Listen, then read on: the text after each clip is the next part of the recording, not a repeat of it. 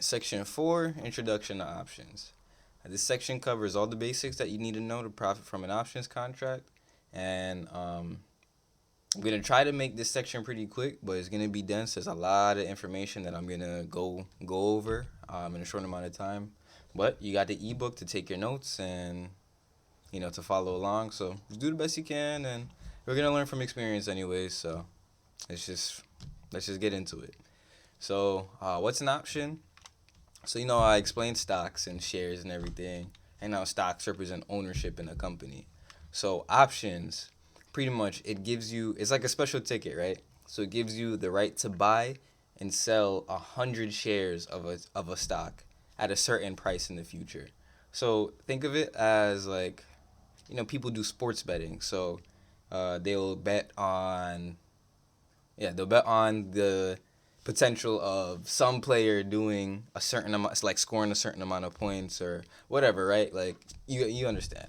And it's kind of the same with stocks. You're betting on the stock to do a certain amount of thing in a certain amount of time, but it gives you the right, if you're correct on that bet, to buy or sell 100 shares of that stock. And it's like, think of it like having a coupon to buy your favorite toy or whatever at today's price. Even if the price goes down or goes up in the next 4 weeks, next few weeks. So like you're locking in a price now to buy it later. But this is like a ticket or a coupon or a contract where you could buy it at that price, but you have to buy 100, right? And that's just like the actual definition of an option. That's not how you'll be making money off of it, but we'll get into that. So I'm just gonna go through all the different things of that make up an option and like just so you understand. Expiration date is an expiry date on your coupon. So like an option, they unlike stocks, they don't last forever. It's a ticket that will expire and become worthless after a certain amount of time, and it tells you when you can use your option, and after that date, the option is no longer valid and will be worth zero. Strike price is that fixed price which you can buy or sell the stock. So the strike price is pretty much the coupon like voucher. Like, so if the actual price of the toy is like $35, then the strike price of the option or the coupon that you have is $30. You're gonna get it at $30 regardless of what the price is. So yeah, and how an option contract works, there's two different types of contracts. There's a call option contract, and this is having a coupon to buy something at a fixed price. You want this to you want this if you think the stock price is gonna go up. And a put option is having a coupon to sell something at a fixed price, and you use this if you think a stock price will go down. So again, if you buy a call option, you're betting that the stock is gonna go up. So say we buy an Apple call option at $35,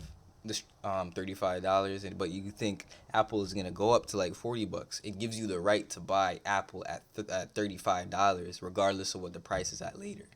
And say you want to sell like Apple at 45, and it's at 45 right now, but you do think the price is gonna go lower, but you're just not ready to sell just yet.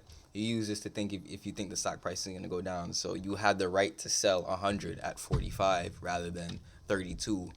You know, that's just the idea behind it. And then the option premium, is the price that you pay for the option. So it's the price of the coupon, the price of the ticket.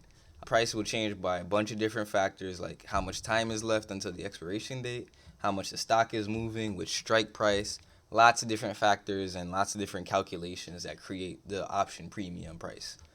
And I'm just gonna go over like other things that make up an option. So implied volatility, that's something that factors the price of your premium on the option.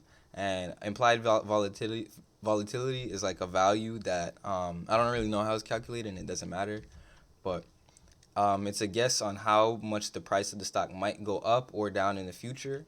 And like say there might be like some event like earnings, for example, that will affect the stock price.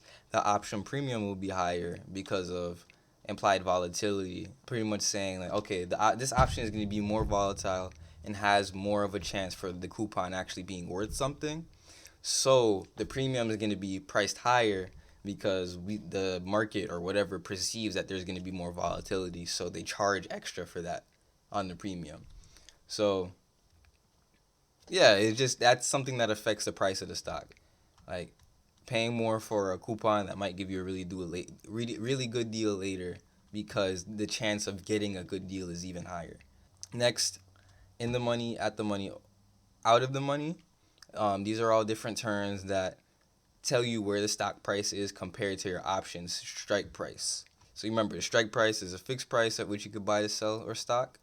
And these terms describe where the option is in relation to the current price of the stock. So if something is in the money, for example, let's use a call option. For a call option, it means that the stock price is above the strike price. For a put option, it means that the stock price is below the strike price. So it's like having a coupon that's already giving you a good deal. And you can buy an in the money option and have something that's like have a voucher that's already worth something when it expires because it's in the money, meaning that like the coupon that you have, say it's $35. So that gives you the right to buy or sell to buy 100 shares of the stock when the option expires at $35, and the actual stock price is at $40.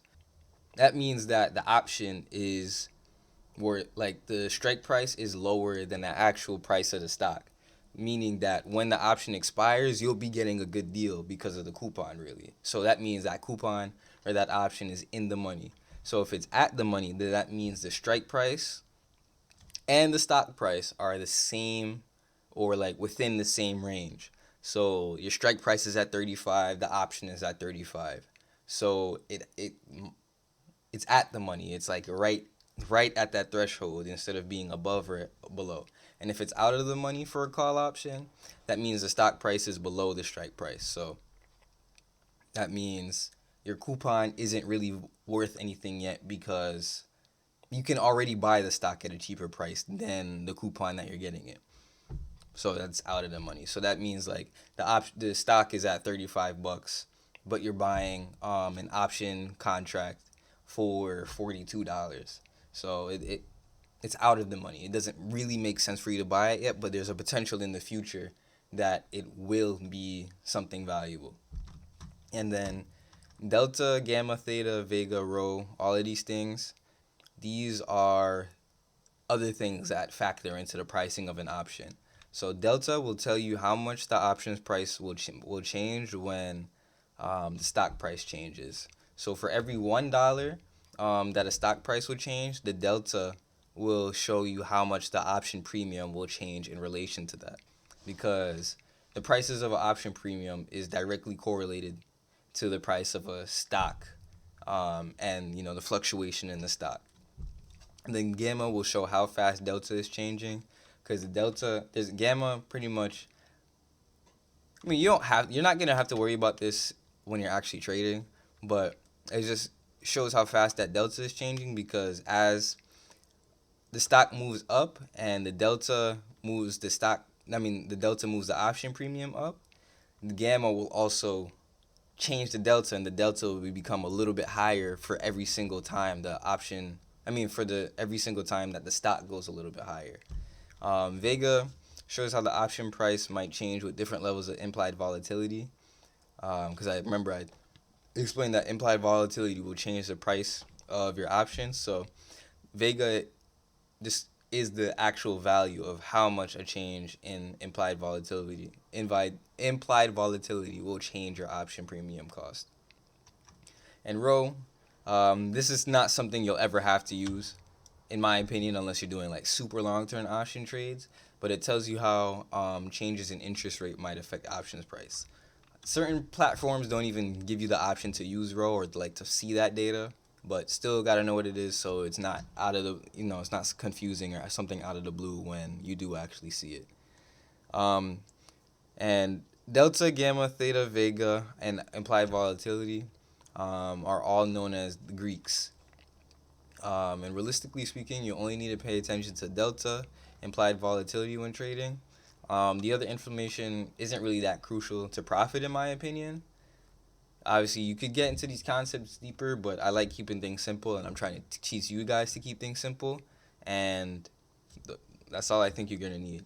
And paying attention to the Greeks will allow you to maximize your profits and give you a higher amount of control over the results in your trading, and just allow you to manage your risk better and obviously calculate your profits better and calculate your trades better.